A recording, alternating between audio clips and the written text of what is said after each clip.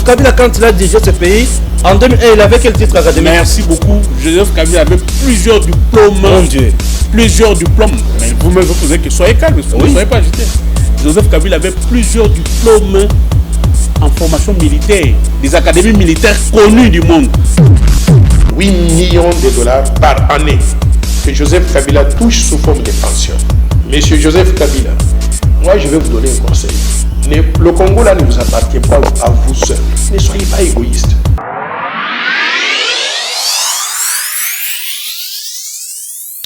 Merci. Na binoban sobozolanda biso de partout, chers compatriotes.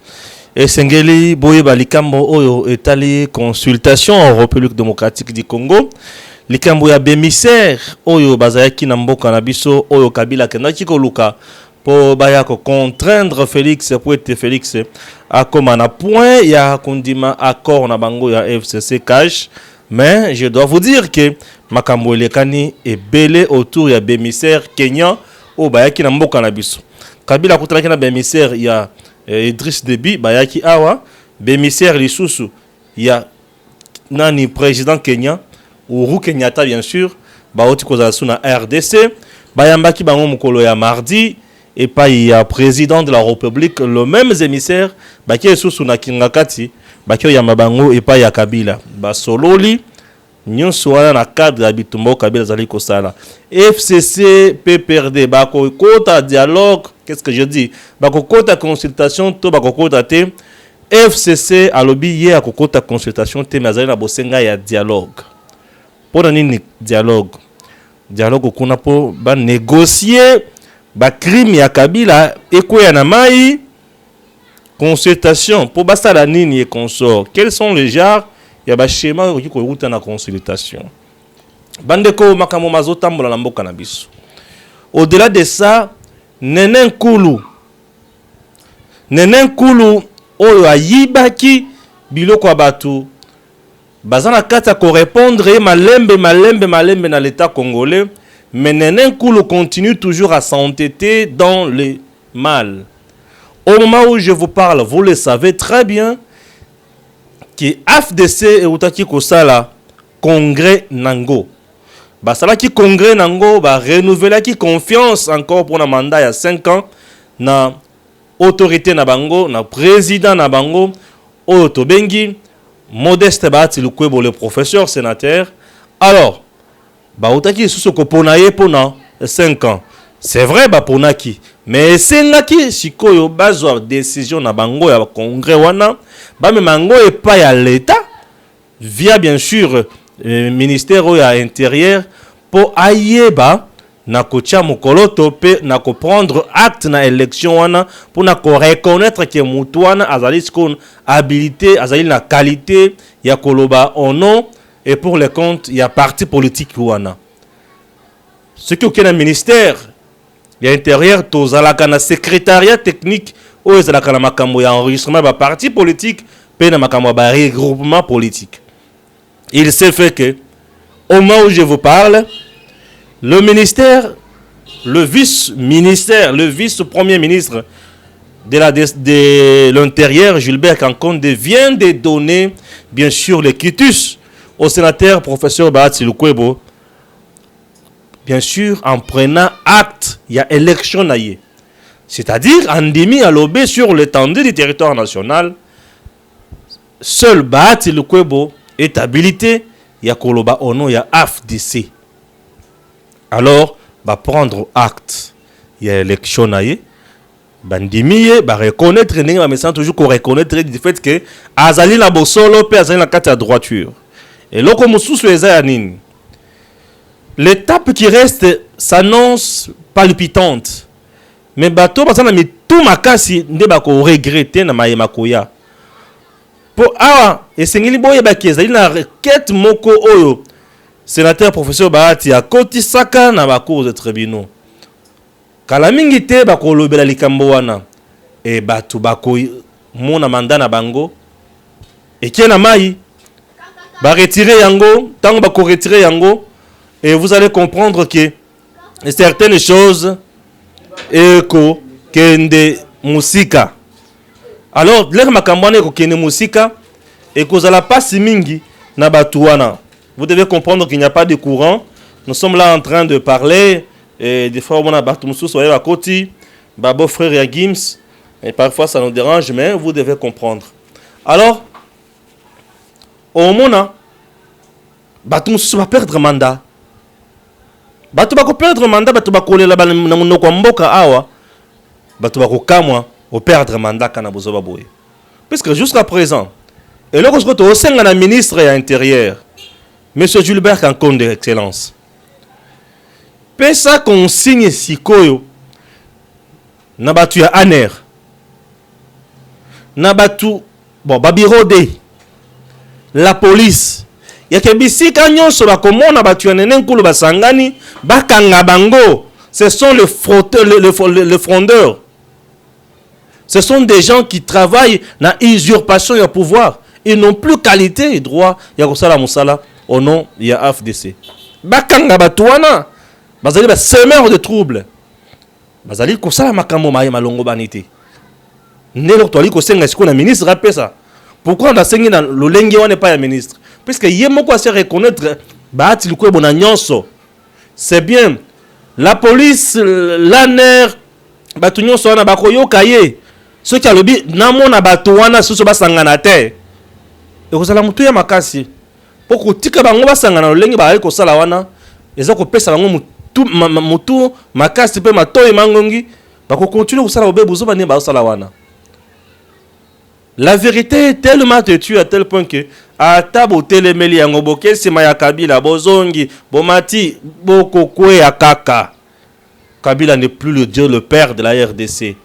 Le Dieu le père aujourd'hui de la RDC azali société. Na RDC tokomi kaka na mibeko.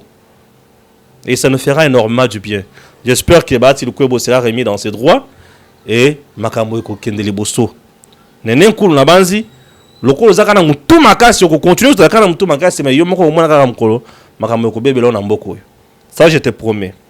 Chers compatriotes, à faire consultation. Kabila za koyoka te. Azoyo kata mukete na mona batu mususu ozaki ndoki eza mutema mabe eza nini. Kabila azoyo kakate. Atindi batu ya liboso. Ya Idriss Déby, un dictateur tchadien.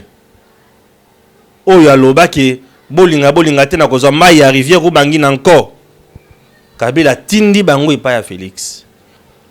Po ba imposer Félix ba yebisa ke to sa obeka kakor. Félix atali boya seki. C'est drôle. Kabila yoki lisusu te ali kokoba se kokoba. Atindi lisusu batu mususu. Oyo ba émissaire ya Uhuru Kenyatta baye ezo simbate. Est-ce que Uhuru Kenyatta peut rouler pour Kabila? Et le Kabila azo bossana. Uhuru Kenyatta wana avec le Kenya. Nde wana bazali azali parrain ya accord ya cash, n'est-ce pas? Bipa wapi kamera na Kabila na Félix bakendaka ko signer accord na bango ya cash. Na Nairobi te. Na Kenya te. Uhuru wana était là. Il est le seul président au Yambangu na prestation de serment à Félix. À Yambangu Kenyatta.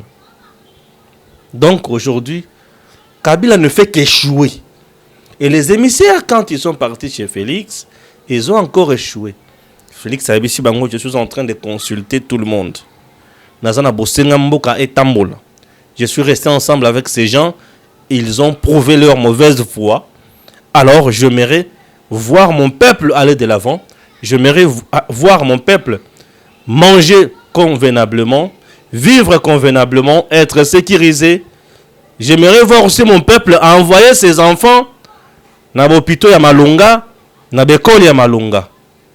Chers compatriotes, Félix a téléméli bémissaire Rwanda. A téléméli bémissaire Rwanda. Mais Félix est allé plus loin. Les concertations présidentielles devraient prendre fin le mardi.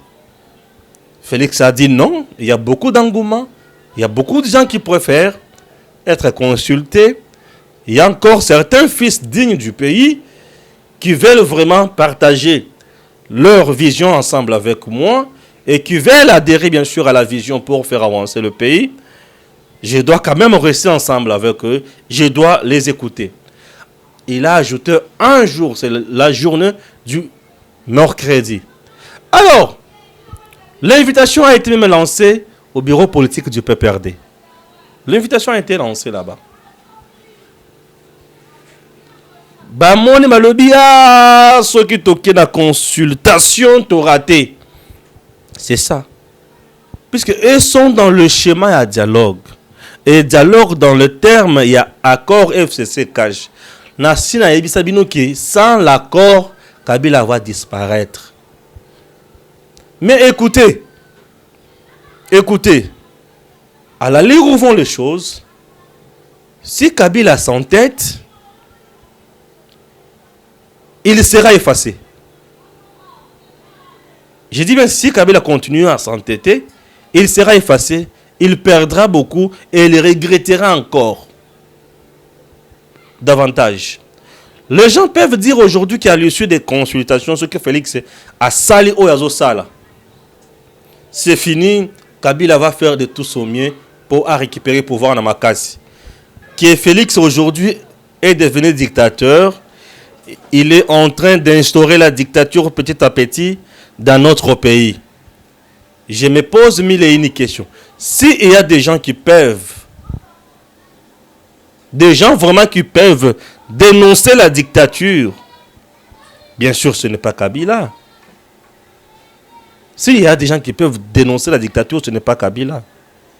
C'est un vrai petit dictateur qui a fait beaucoup dans ce pays, qui n'a respecté rien, qui s'est enrichi, qui a fait tout ce qui oyo amonaki ezalaki mutuya ponaye. Alors kolobake yé azala kosenga azala oya lingi, c'est un peu drôle. Gims Lokumu. Kabila traite Félix le dictateur. C'est très bien, c'est une très bonne chose. Est-ce que Félix aujourd'hui vraiment est-il dictateur? La vraie dictature, auto vivre natango Kabila, tokuki kolobaye la ngo le sous de loté. Kabila za mutazo alobi to sa élection babomiye. Boto sami be koboy babomiye. Mais aujourd'hui le PPRD a marché ici, a manifesté. Babomaki nani? Babomaki mutute. Nani dictateur ce qu'on a bisognon soana. Félix n'est pas dictateur mais il respecte la constitution. L'article 69 de la Constitution stipule que le président de la République, Dengazawana, Azali garant, il y a bon fonctionnement, il y a bien institution. Le coup la zone que ça ne marche pas, yemoko azana katia koluka, acha et loko oyoko marché. Où est sa dictature? Il a violé quoi? Il ne fait que respecter la Constitution. Un peu perdu. Félix a violé la Constitution. Félix trouve que les choses ne marchent pas. Azota la institution et le gouvernement, on peut dire que ça ne va pas. Azota la institution, au niveau du parlement, on peut dire que ça ne va pas. Alors non, il ne peut pas rester comme ça, bras croisés, il faut qu'il trouve, qu'il mette en place des stratégies pour faire avancer Makamonyoso. C'est ainsi qu'étant garant à bon fonctionnement des institutions, a préféré à mettre en place une union sacrée pour fonctionner mal, puisque le gouvernement de l'union sacrée, ils ont se créé au niveau du gouvernement. Au niveau du Parlement, nous allons encore constater l'union sacrée. C'est-à-dire que même le Parlement va voter des lois qui vont vraiment contribuer à l'émergence du Congo, qui vont changer réellement la société congolaise. Et le gouvernement va appliquer réellement la bonne politique au Félix Akopé Salango pour n'emboquer Kendeli Bosso. Il n'y aura plus un ministre qui dira non, on a bloqué le dossier tel, on a contre-signé qui a zaki na Katanga. Oh, tango nazongaki, oh, biso toko prêter serment te, biso toko yate. Non. À ce moment-là, toko vivre sous ce scénario nyonso yote. Nde Kabila. Je la rappelle maïl la makamso zolobat. Pour bilo comme sous neti oh zoloba yake. Félix a commis comme dictateur mais petit à petit non. Azo sale la constitution.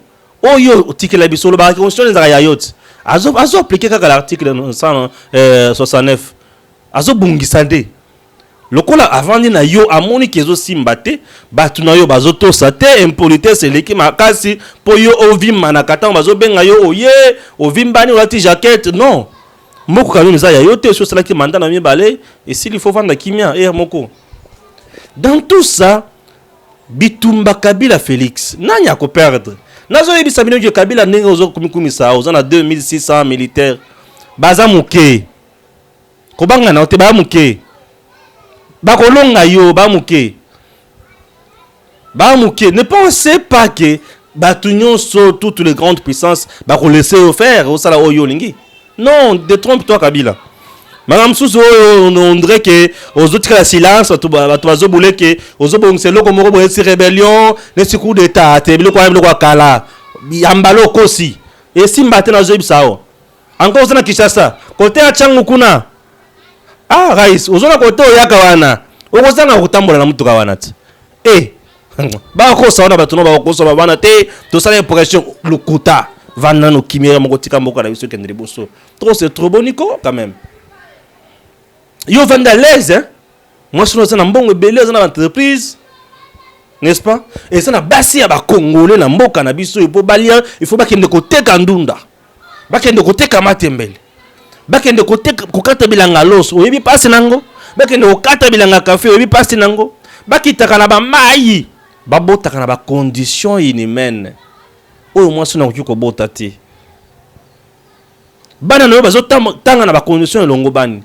Ya epa na biso bana musu bazotanga na ba contrôle longo banité basa na boyete ça c'est pas ça non c'est juste yo lingidine mboka ngo komi ayo te yera moko to bana ko lobela Kabila siko boy pona ngole komi trop et to bana siko lobela no boy to van non normal Kabila to van non normal et komi nini ba Congolais ba souffrir master osi pouvoir na 27 28 c'est bien 29 ou régner na ndenge na yo baya yebele ba kufi na tana yo baya yebele ba kufi na tana yo siko na vrai boule vanda nano tika biso nano na ope so boule Kabila tala ozo mona bato bazanzinga zika na bato nyoso wana ba okosa ce qui est lelo yo se retirer olobi bon article Félix Salamou Sala na calmement 5 ans oyo Ozobunga te, yelo ozobangisa za kobunga,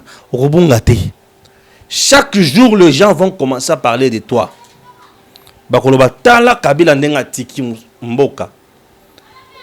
Atiki ndeko na ya sala musala. Ce que zo coincé, c'est que ça ndeko na biso te. C'est que zo coincé, c'est que ça ndeko na biso te. Ozulu kanini, concrètement ozulu kanini. Oza la majorité, ça veut dire quoi la majorité? Tika président sala musala na ye. Tika président sala musala na ye. Ba ebele pe bango ba comprendre ko bazolungwa déjà. Nyonso zote yote. Oluka mubulu, oko perdre belé. Ba na yo to ba bise ba ko se retrouver te moi c'est dans to mona bise ko tambola les susu aba na sala ba non mais sala ko sala. Yo pe to ko mona bise ka pe ko tambola susu yo sala ba soda yo ko cha na biloko na onyoso. Ba na bazaba na mboka ba Congolais ba otika. Ba otika pesa o moni pesa ke batiki ko. Bongo siko bato mais ça na ko protéger ba citoyens du monde ba kiti. Ya. Bébé lo mabe. Na pire boule ce qui otiki mwana membre atika so amsa na ye asunga biso ba Congolais biso to ba Congolais to nginda e ko zala vrai bien wana sikoyo yo tango kozonga olobi ata yoko poster les sous-te yoko to bosana wana olobi bo ponelanga mutu nanga oyo ko luka po banda ko manipuler bako pona ye po bakoloba amebendaki atikaki Félix asali musala pe asimu malaba to bakotala siko Félix to koluka totala baye bake abandaki koloka Kabila ne mutu azo conseiller moko mona Félix azo sala ngam so azoko kana eta azala hotel mais moko balobi ke yo ne mutu zo conseiller tant suyo yanga ni non sana makambo wana mais ce que par exemple yo tiki batu so monike otiki ovandi na okimi mutu ba ko akotungisa okanga akozala te ba Congolais bazoloka bakanga Kabila na po ozo déranger biso yango tozo bakanga yo pour ce que déranger biso te tokolo bakanga yo ti neti nga soki ozo continuer il faut bakanga yo mais ce qui otiki ozo déranger biso te tokolo batika yo avant na kinga kati na yo mutu okipe yo te po ozo déranger biso te et dede okitisa mbongo o baba kitisa mbongo na yo wana batu na yo bazana parlement ba kitisa mbongo wana $680,000 les mois yo moko ezakate mboka vraiment eko za yo moko te tozana mbongo muke Yo so zo ki mingi ba entreprise publique nyo so broma au sala ya yo. To tikeli yo, sala makambo na yo. C'est bien, mais tika biso kimia na moko. Ole kisi. Si ko to vanda kimia to réfléchir. Soki to ba boy poto soki na mboka oyo, bato ba onyo koma mingi. Bato ba onyo koma. Tala na sala émission bisika mo. Chaleur molili, makele libanda. Courant ezate. Bon na kingakati yo zanga courant. Yo zanga ozangi courant na kingakati. Yanga sali ni poza na courant bongo. Ya RDC kaka. Eza ba pa non. Eza courant RDC. Donc ceux qui ont tiki biso to à l'aise to ko ba kanga yote. Mais le kola ozo tungisaka moko na biso Félix il faut ba kanga ye. Ba kanga ye. Ce qui ya mbutu yo muto ko perdre.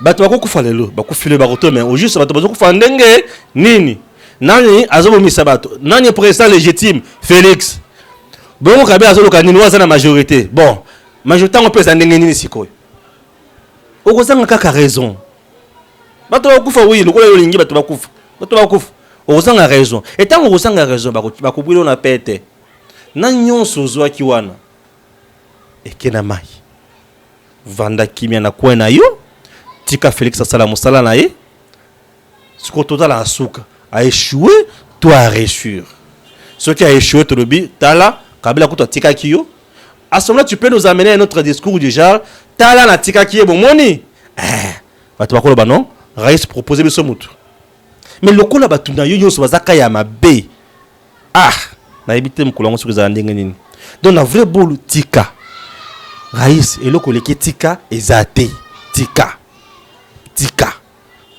na lobi eloko leki tika ezate tika biso to vanda kima Félix a dirigé biso tika na lobi mala suka tika c'est bon na banzi oyo kanga sikoyo eloko asuka Félix aboyi manga bémissaire aboyi plan mususu schéma mususu ayo ya suka schéma ya suka ezo senga nini na mboka na biso bato musu bazoyebisa nga ndeko Stéphane tokotia kotoyo cash union sacrée na FCC schéma wana nga esepela yango te efo totika kaka union sacrée sala siko mosala bato nyonso bavanda esika moko oyo akoboya se retrouver na opposition oyo bakondima bazala mosala tokende liboso po soki totiki lisusu o FCC union sacrée cash et comme biso tosepeli te ministre moko bloqué que les deux personnalités se retrouvent à se rencontrent et comme nini et comme quand bloqué o tozo senga kabila fixe bakutana katumo bo basala nini pepo baloba nini lisusu tous les mille biloko pardon tous les mille biloko yo tona posta mboka na biso kende liboso toza fatigué bato ba onyo koma to sali temps ebele ya consultation oyo presque 2 semaines sans conseil des ministres sans information ya mboka makambo yotambola ndenge nini bato bakofuta ndenge nini nini zo makoto tala neti awa ministre ya finance bandai kuwela na nzenza likambo nini o banque nini tokocha mbongo ya passeport mais ngana benda ki boule lokola makambo passeport famille kala kabila bozala ki na kati kuna lisusu bazowe na bino nyonso ba janete bozala ki kuna tsena ya habité obana zo pourcentage moko na biso bana zo mbongo ebele omoni ba betu shit kuna déjà ozi hyperkit ozi déjà hyperkit côté wana et ça la ouvre bien yango loko le bit et le kitika ezati tika Félix a kene kama malembe a récupérer terrain. Mais quand on a un article belé, t'es comme Boko 69.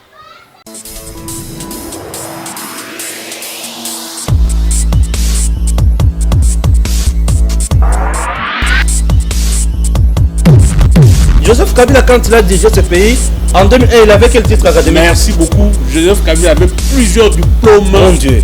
Plusieurs diplômes. Mais vous-même, vous posez que soyez calme, ne soyez pas agité. Joseph Kabila avait plusieurs diplômes en formation formation militaire, des académies militaires connues du monde.